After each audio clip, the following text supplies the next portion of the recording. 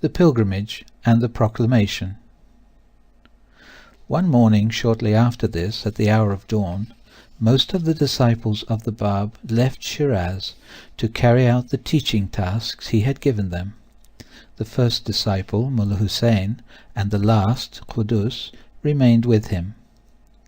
To these two the Bab disclosed his intention to go to Mecca. Just as Jesus had journeyed to Jerusalem, the stronghold of the Jews, to proclaim his mission, so did the Bab make plans to go to Mecca, the heart of the Muslim world. As the hour of his departure arrived, he called Mullah Hussein to him. He himself would visit Mecca and Medina, he told him, and there fulfill the mission with which God had entrusted him. He had chosen Qudus to go with him, and left Mullah Hussein behind to face the onslaught of a fierce and relentless enemy. He assured him, however, that until he had completely finished his work, no power on earth could harm him. He that loves you loves God. Whoso befriends you, him will God befriend, and whoso rejects you, him will God reject. His almighty arms will surround you and guide your steps. The Bab, accompanied by Qudus, departed for Bushir on the Persian Gulf, where they embarked upon a sailing vessel. After 2 months of sailing on stormy seas, they landed on the coast of Arabia. A fellow passenger during this voyage has recorded the following.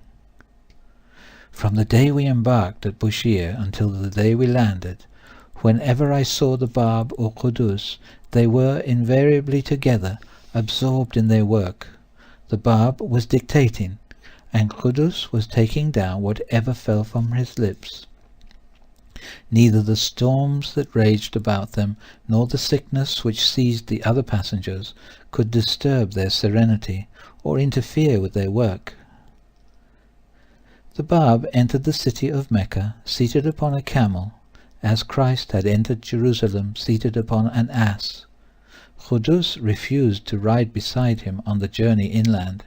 He preferred, he said, to accompany him on foot, holding the bridle of the camel. Each night, from sunset to dawn, Qudus would stand watch over his beloved. One day, during his visit to Mecca, the Bab approached a man named Muhit. The Bab recognized him as a distinguished follower of Sheikh Ahmad. He knew that if Muhit were faithful to his master's instructions, he would now be energetically searching for the Promised One. The Bab spoke to him. "O Muhit," he said, "behold, we are now both standing within this most sacred shrine.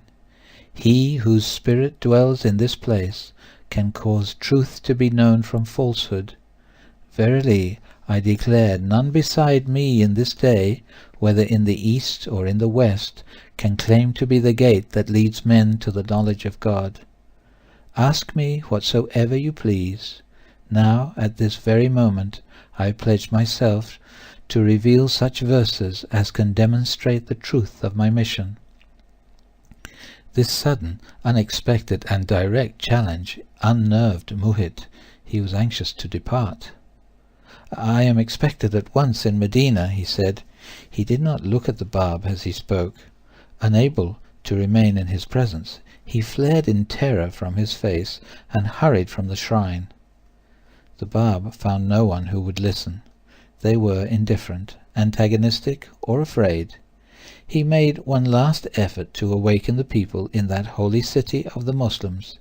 He wrote a letter to the sheriff of Mecca, hoping that through him he might reach the hearts of the people. In that letter he set forth in clear and unmistakable terms the distinguishing features of his mission, and called upon the sheriff to arise and embrace his cause. The sheriff did not bother to read the letter or to share it with his friends, who were all too much absorbed in their own affairs to respond to the call of the Bab. Later, that same sheriff admitted his indifference. In the year 1844, he said, I recall that a young man came to see me. He gave me a book, but I was too occupied to read it at that time. A few days later I met him again. He asked me if I had any reply to make to his message. Pressure of work had prevented me from reading the contents of that book, so I told him that I had no answer to give him. The Bab was treated as Christ had been treated, with ridicule and contempt. It was the same as it had been in those days when Jesus accused the leaders of his day, saying, Woe unto you! Ye entered not in yourselves, and them that were entering in you hindered. The people did not understand him, whether he spoke plain truths or in symbols. The historian Nicholas writes that the Bab throughout his mission had to act as does a physician to children, who must disguise a bitter medicine in a sweet coating in order to win over his young patients.